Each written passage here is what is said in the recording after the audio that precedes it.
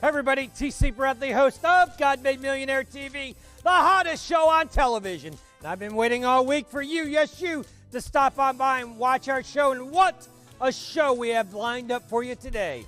Best-selling author Chris Cebollero is back again for season 2. Chris is in demand as a mentor, a coach, and a keynote speaker. He's an expert on leadership and helping organizations overcome the challenges that they face. If you saw Chris last season on our show, you know he shook the nations with his inspiring leadership message. He's waiting for us on set. So, without any further ado, let's crack open that God Made Millionaire bank vault and let's activate some God-given dreams.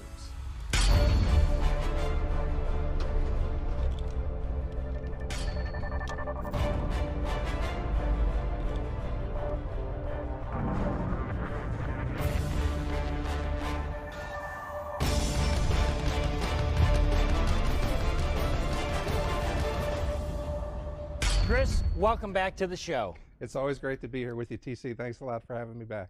Chris, I got to tell you, you brought the thunder in season 1 when you appeared on our show. So much so, we had such an incredible response to your show. What I want to do at the start of this show right now is just take a couple moments here and let the audience at home see just a few clips from your season 1 appearance. When we think about vision, if I say think about a door, you don't see the letters D-O-O-R. You actually picture a door. We are wired to think in pictures. In the absence of vision, we don't know where we're going, or we don't know when we're going to be there. Number 2 is, I need to know my responsibility in reaching that vision. Another core mistake is that we don't invest in the people that work with us. We invite these people into our organization to help us be successful, but we don't invest in them once they get there. And that's a big, big problem as well. Right. And I'm going to give you the secret to success before we end here. Right now. Okay. Treat your workforce like they're your clients and customers, and then watch how they treat your clients and customers. Chris, you've been busy since you've been on our show the last time, haven't you? You know, it's all about business. And I got to tell you, in this time of COVID, we've really had to set a new direction. I mean, we started off the year with these great goals and these great visions, and then all of a sudden, COVID put a stop to that.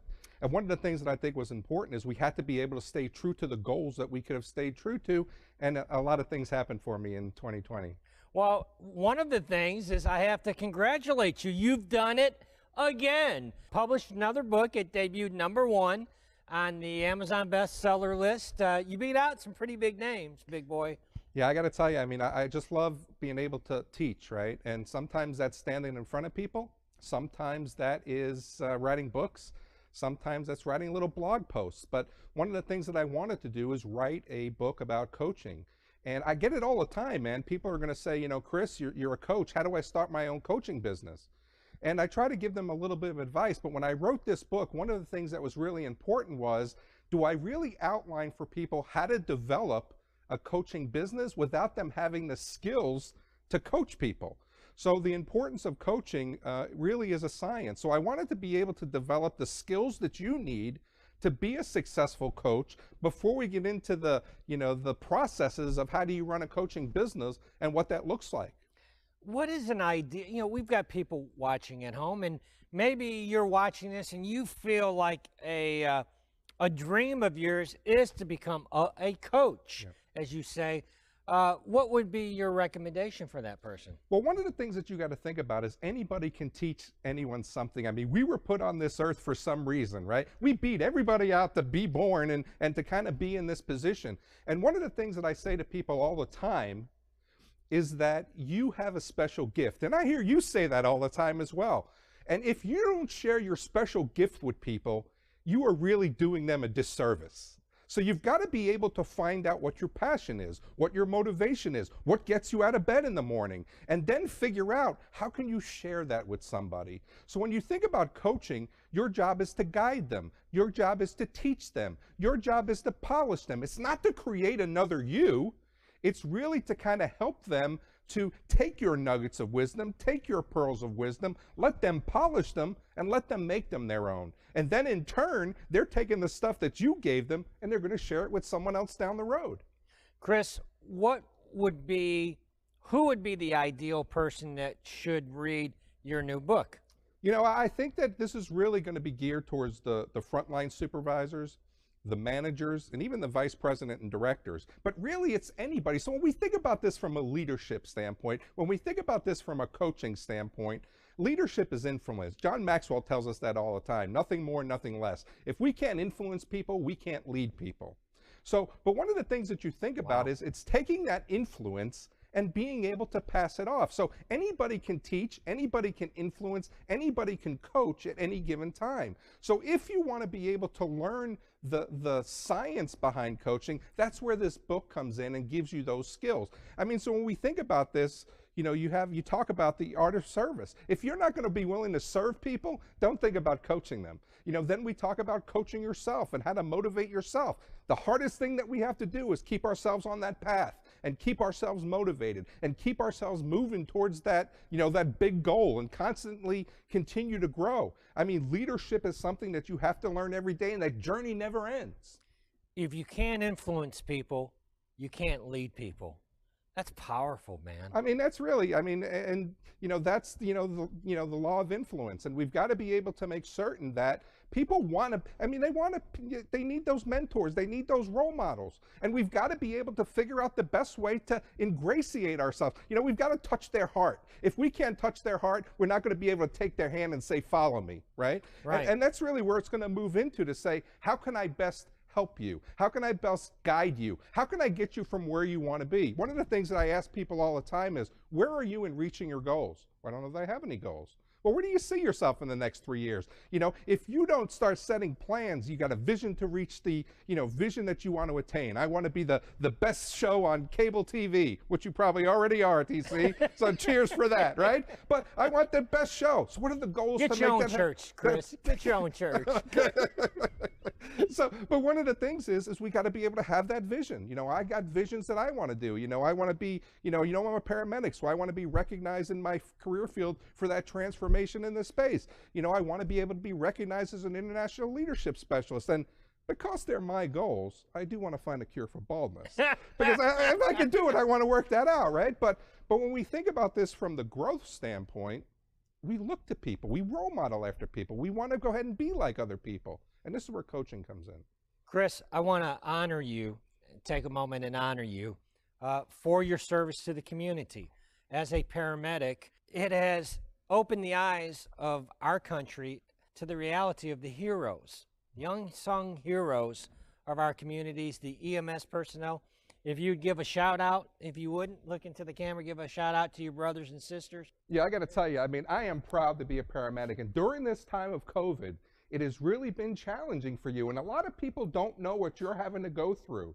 I mean, you're sleeping in your cars so you don't bring this disease home to your family. You know, you're staying away from them. You're missing your families. You're having to deal with this disease every day. And you inspire me to be a better person, to be a paramedic. I want to send my hat off to you and say, there's no better job in the world to be in EMS, and I want to thank you for your service. Well, we thank you for your service as well. It's a selfless service, and we thank you for it. Let's talk about leadership. You've mentioned this during the COVID. You've mentioned it. Well, we haven't really parked the car and deep dove on this topic. But let's talk about leadership during this pandemic. What's some of the biggest challenges that you've seen from a leadership standpoint dealing with this COVID and the pandemic? Yeah, one of the biggest challenges is that we moved into the virtual world. And how do you keep people inspired? How do you keep people motivated? But more importantly, how do you keep yourself motivated? You know, there are people who are setting goals now, and they're trying to figure out how to make those goals happen. And people will always say, I'm just not self-motivated. It's not that you're not self-motivated. It's that you haven't put this into a habit to make this happen. Let me explain that.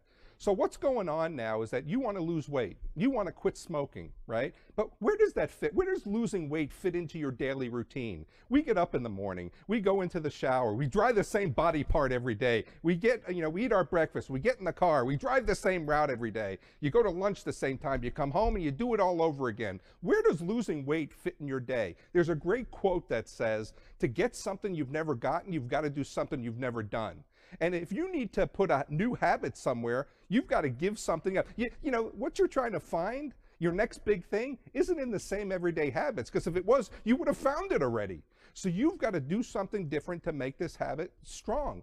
But really, it moves into desire. It's the fire, right? So it makes, I want to lose weight. That's not, where's the desire for that? You've got to be able to have this burn bright. TC, I'm sure that you've been in a position, as well as a lot of people out there, that there's something you really wanted to do. There's something you really wanted to attain, and nobody got in your way. You would have steamrolled over anybody who would have gotten in your way and, you know, stopped you from reaching that goal. That was desire. That was that burning in your stomach that made it that I'm going to do it. Well, we don't do that with every goal. You know, I want to lose weight. I want to lose 10 pounds. Well, where does that fit? Where does that fit into our day? And then where's that burning desire to make that happen? So it's not about not being motivated. It has to be with that really burning desire to make that possible. How important is commitment to success in your viewpoint? Because I believe that the clouds part and you get divine providence when a man or a woman is committed. Only then will you see the heavens move on your behalf. What's your opinion on commitment in reference to leadership? You know, commitment is important. Never underestimate the power of consistency, right? So when you're consistent, you're committed to the process. And it's the consistency that keeps rolling it along. It builds the momentum. You've seen those big pictures, those memes where the guy's pushing that big rock up the hill. Well, you know what? He's getting it up the hill. And that's really with consistency of one step at a time. You've got to be committed to yourself. This is, when you talk about commitment in leadership, you're committing yourself. It's for you. I mean, give yourself that gift. And a lot of people are backing away from that because of speed bumps and because of hurdles and because of, you know, challenges that get in their way. They've got this vision. They've got this goal. And then all of a sudden, something happens that's unplanned. And now it's better to make an excuse. We call that procrastination, right? Procrastination, right? It's better to make an excuse. And then when we make that excuse, TC, we blame everyone else but ourselves.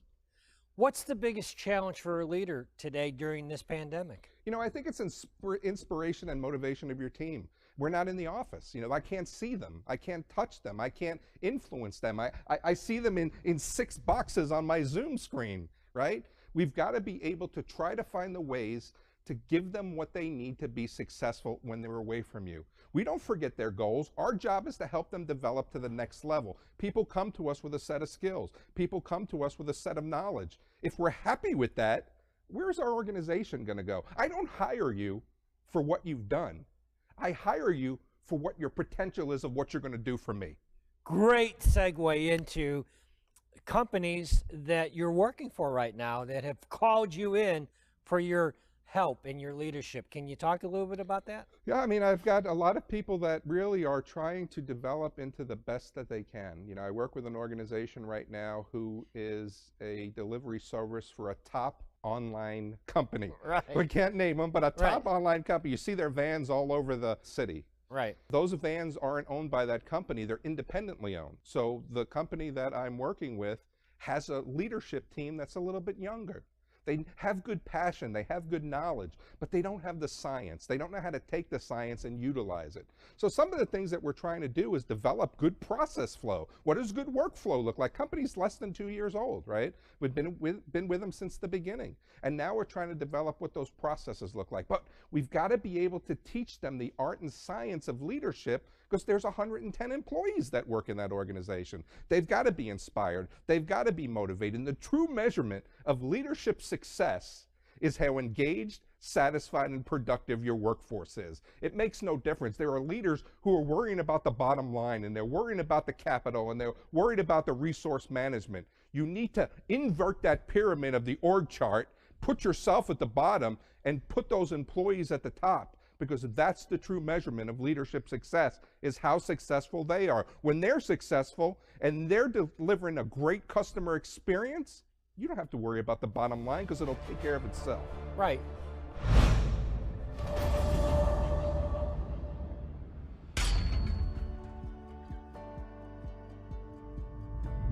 Hey everybody, TC Bradley, host of God Made Millionaire TV, and I was thinking the other day of how my life was profoundly impacted and changed for the better when I published my first book, Supernatural Success. If you're watching this video, listen, you've been given a God-given dream to publish a book. He's given you an assignment to do. Well, we have a publishing company designed specifically from A to Z to handle all of those details for you. Set an appointment up with our publishing company so that we can talk to you about bringing your book to the marketplace and your voice to the nations on our show, God Made Millionaire TV, as a published author. Talk about the science of leadership. I'm fascinated to know more about that. You know, when we think about leadership is there, right? You talk about conflict resolution, you talk about communication, you talk about decision making, you talk about all these things, right? And it's really the interpretation of the science which gives people their specialty, right? John Maxwell, Tony Robbins, all the big names that are out. It's the same science. What I'm giving you is my interpretation of this science. And it's really breaking it down. You know, you put a little bit of conflict resolution in the beaker. You put a little bit of critical thinking skills in the beaker. You put a little bit of confrontation in the peak. Sometimes it explodes in your face and you got to go back to the beaker and start all over again. Leadership isn't about not making mistakes. It's guiding the best process that you can for the people who are trusting in you to take them to that next level. Chris, as you know, we're in the midst of the pandemic. So many people are at a defining moment in their life. Take us into, if you would, a defining moment of your life where everything changed. You were at a fork in the road, and it was a defining moment, and you made a decision, and it altered the course of your life. I mean, you think you're going the right way, but let's look at this pandemic, right? Okay. When 2020 started, I'm a person that I set goals. December's my goal building month. And then January, I start my goals. Writing the book was one of the goals for 2020. I wanted to develop a 10-week course on self-mastery. I wanted to make this amount of money. And then the pandemic came the spring, and I lost 70% of my coaching clients. I lost 120 speaking engagements. And it was really a time I need an adult beverage now at this point because it's making me nervous, right? Right. But one of the things that I wanted to be able to do was stay true to the vision of what I was trying to accomplish. I want to be recognized as an international leadership specialist. I want to be able to be a great motivational speaker. So I needed to stay true to my other goals, which was the book, which was the classes, you know, going into the virtual space. So I don't want to go ahead and say, how did my, veering that fork change, but how didn't it change? How I stayed true to what I wanted to be able to accomplish. And there's a lot of people out there that are kind of in the midst of that fork. Yogi Berra said, you get to the fork in the road, take it, right? Well, take the fork in the road, because this is a great opportunity. Restaurants have closed. People in the services and hospitality industry, years and years that they've been in business are looking for their next gig. This is your opportunity to grow. This is your opportunity to experience. This is your opportunity to do something you've never done before. What's the one thing you would do, TC, if you knew you'd never fail? Well, we're going to fail. It makes no difference. This is the time to get back to those dreams. Wonderful.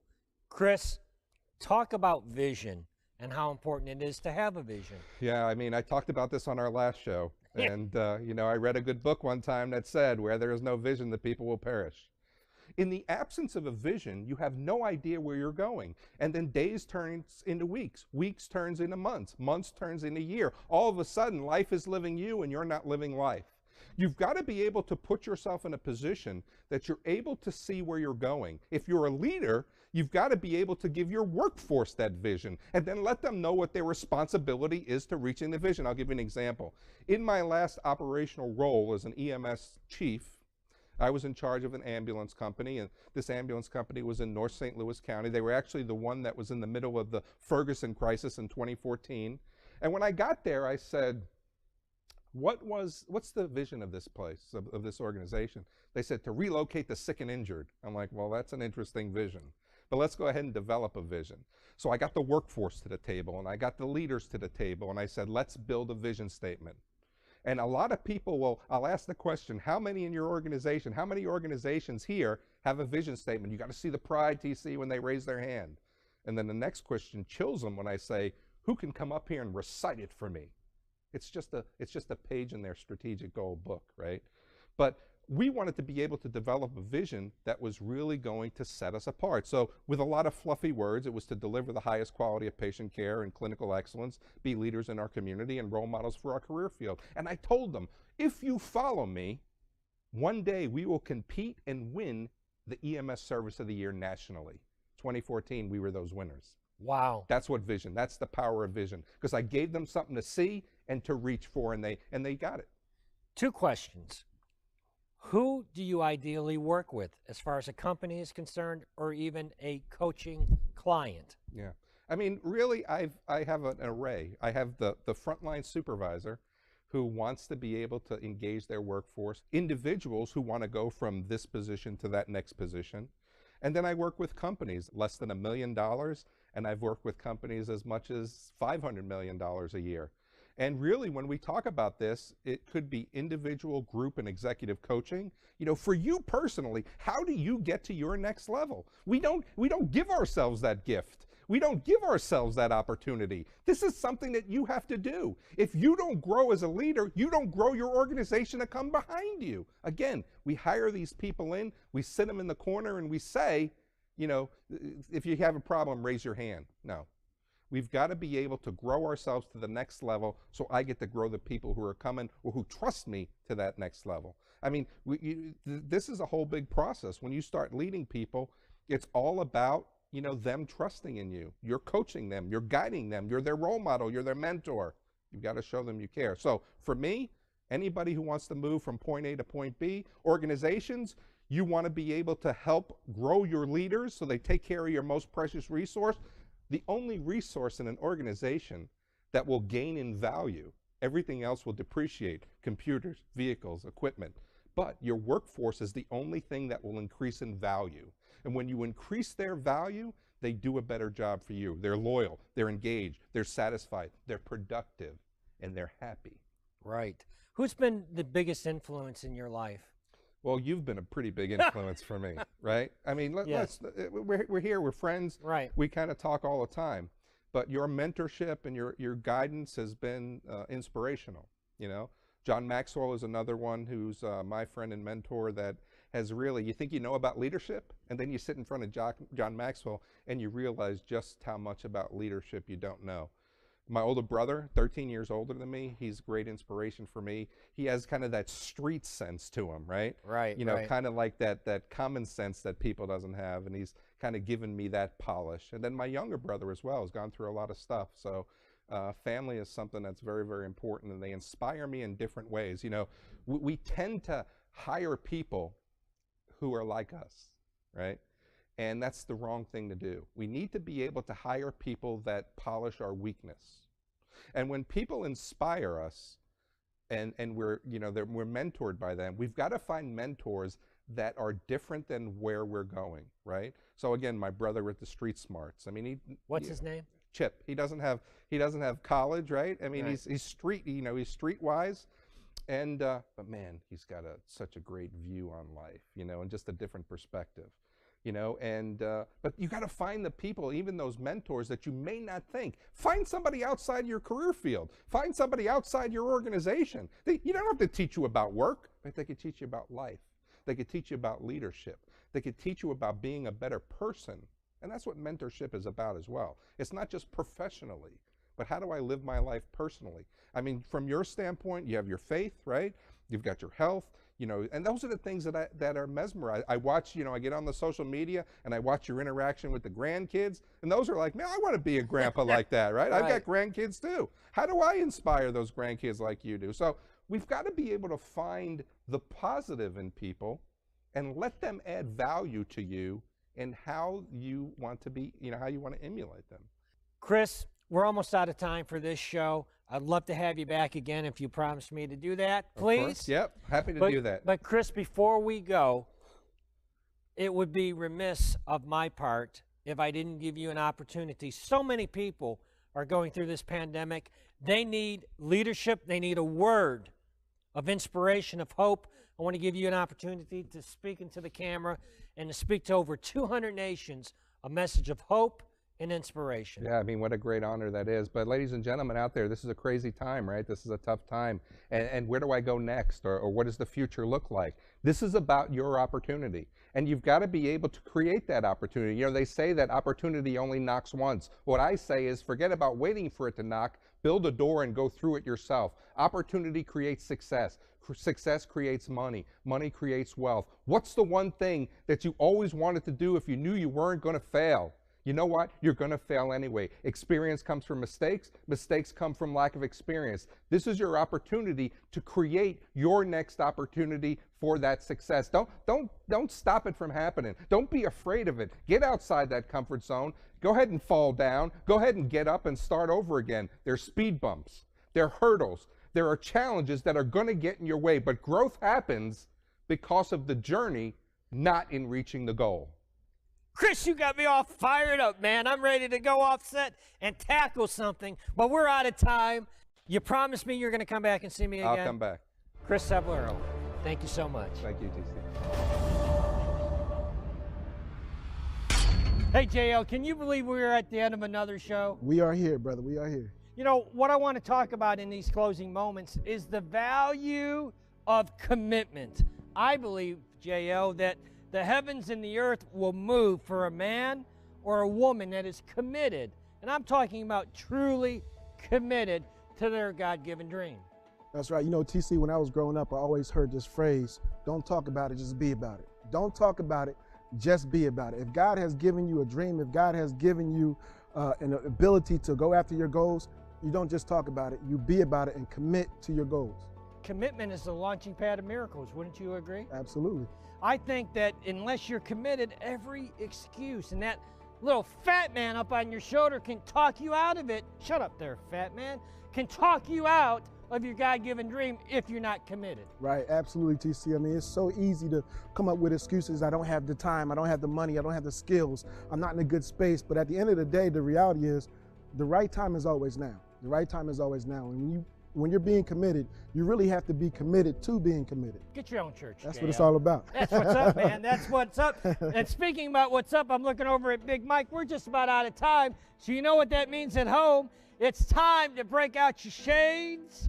It's time to do the prosperity dance. Oh, look at you. Look at you mean mugging the camera. You ready? All right, I'm ready. I'm ready. Big Mike, hit my music.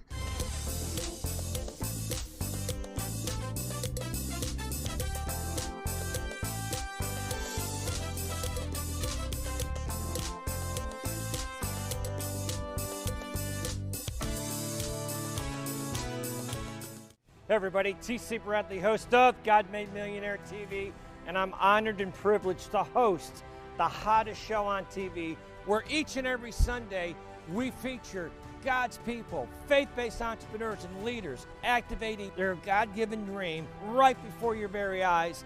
I want to encourage you that if you're somebody that God has given a God-given dream, I invite you to come on our set and activate your God-given dreams. Book a call with our producers and walk in your destiny.